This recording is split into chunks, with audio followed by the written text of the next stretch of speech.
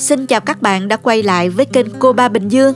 Có một món bò vừa mềm vừa thấm vị trong từng thớ thịt, mềm ngon hơn bò kho. Với cách làm khá đặc biệt, thịt bò nguyên khối nhưng lại mềm tan trong miệng khi thưởng thức.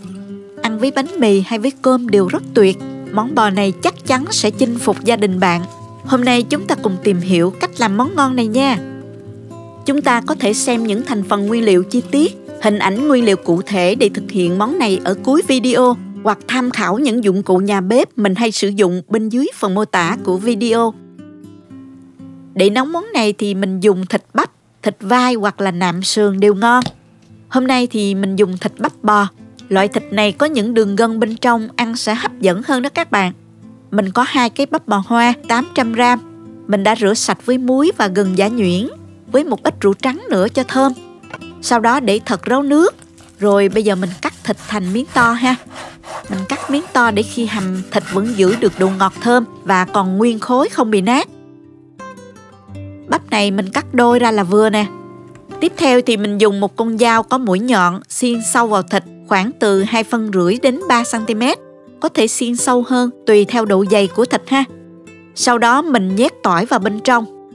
Các bạn nhét đều ha. Với 800g thịt này thì mình dùng 5 đến 60g tỏi nguyên tép là vừa ha các bạn. Bước này sẽ giúp thịt mình rất là thơm khi hầm nha.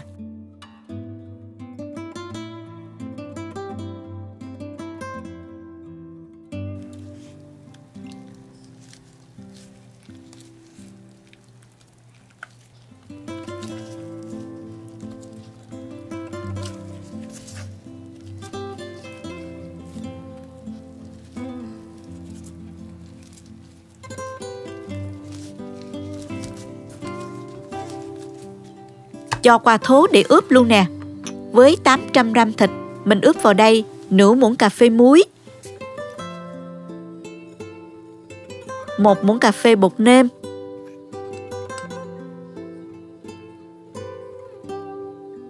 1 muỗng cà phê đường, 1/3 muỗng cà phê tiêu, nửa muỗng canh rượu nấu ăn, thêm vào 1 muỗng canh dầu ăn. Trộn đều và mình để 20 phút cho thịt thấm gia vị.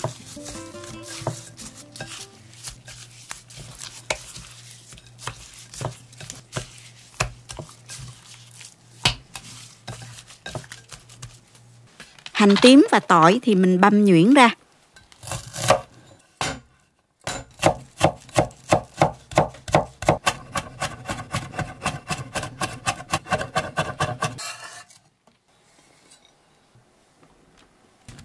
Mình cắt củ hành tây này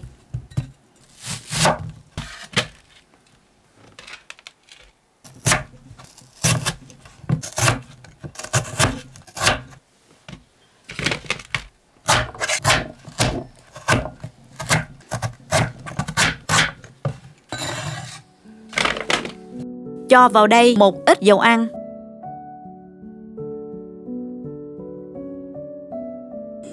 Tiếp theo mình cho vào chảo 2 muỗng canh dầu. Dầu nóng thì mình cho thịt vào chiên. Mình chiên áp chảo cho cái phần thịt nó săn lại ha.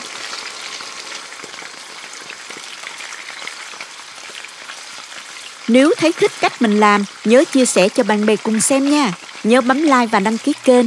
Ngoài ra nếu thấy video này thực sự hữu ích, bạn có thể gửi tặng ekip thực hiện 1 ly cà phê bằng nút Super Thanks hình trái tim ngay bên dưới.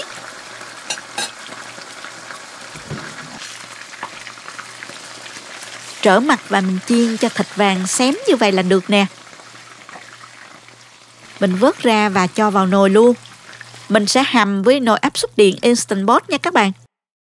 Còn lại dầu trong chảo, mình cho hành tỏi băm còn lại vào phi thơm. Và mình cho 140g sốt cà chua vào, khoảng hơn nửa chén đó các bạn. Tiếp theo mình cho gia vị gồm có 1 muỗng cà phê muối, 1 muỗng canh bột nêm, 1 muỗng canh đường, nửa muỗng cà phê bột ngọt.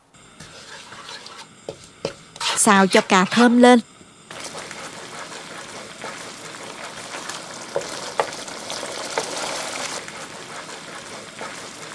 Nấu sôi lên rồi mình cho hết hỗn hợp này vào nồi, ướp cho thịt thấm sốt trong vòng 10 phút nha.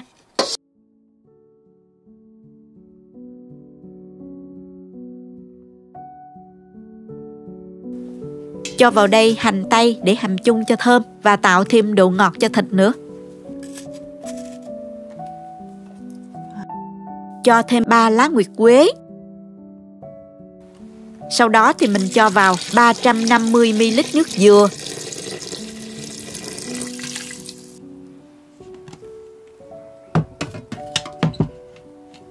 Và 150ml nước lọc.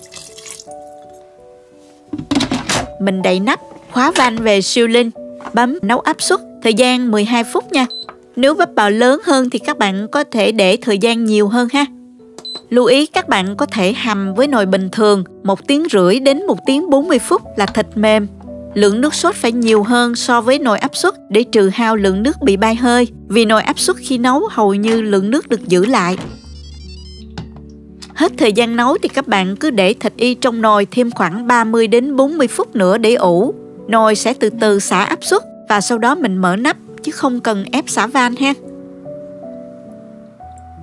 Thịt đã mềm rồi các bạn, bây giờ mình bấm sauté để nấu bình thường không đậy nắp nha. Cho cà rốt, khoai tây vào nè. Các bạn nên chiên sơ cho rám mặt rồi mình cho vào ha. Làm như vậy sẽ giúp khoai không bị rã và cà rốt được giữ màu đẹp. Nồi sôi lại khoảng 5 phút là khoai đã chín vì mình đã chiên sơ rồi đó các bạn.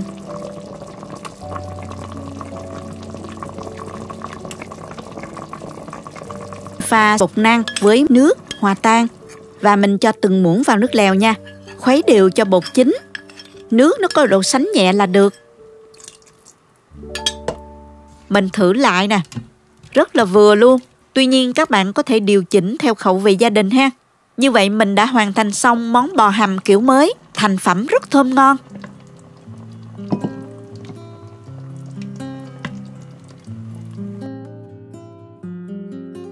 Mình cho thịt bò ra đĩa nè.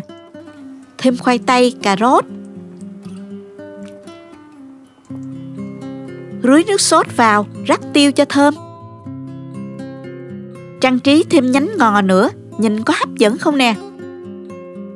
Bò rất mềm, mình dùng đũa giã ra rất là dễ dàng. Phần gân bên trong dẻo mềm, ăn rất thích. Món này mình ăn với bánh mì rất hợp và ngon. Ngoài ra có thể dùng với bún hoặc là cơm đều hấp dẫn. Chúc các bạn nấu và thưởng thức thật ngon cùng gia đình nhé. Cảm ơn các bạn đã theo dõi video. Nếu thích cách mình chia sẻ, nhớ gửi cho bạn bè cùng xem. Bấm like và đăng ký kênh để xem nhiều món ăn mới của mình.